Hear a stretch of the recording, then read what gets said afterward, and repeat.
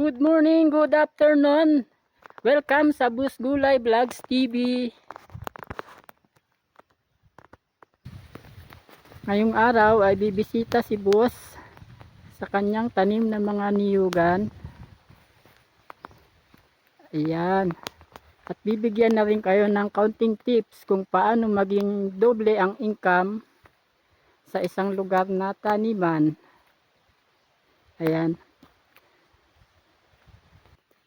Tinamnan na rin natin ito ng mga saba.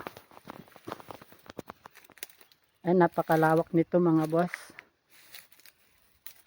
Sa ilalim ng niyugan, tinamnan natin ng saba.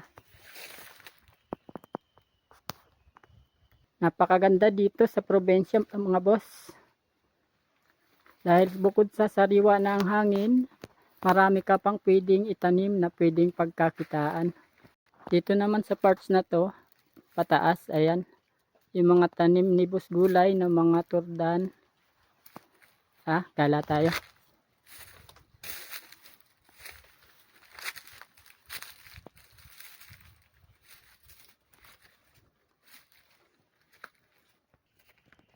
Ayan, kung napapansin nyo mga boss, ito mga tuyong damo na.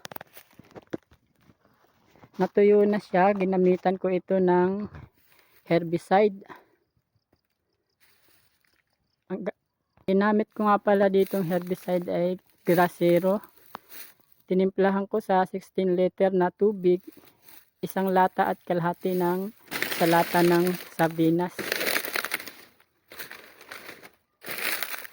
O depende din naman sa inyo, marami din namang lumalabas ng mga iba't ibang herbicide, may demolition, may sharpshooter, or iba pa.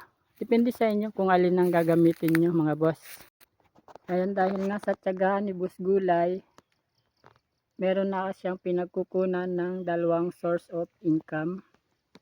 Ang mga niyog, pinagkakakitaan ko ng every 2 months kami nag-harvest.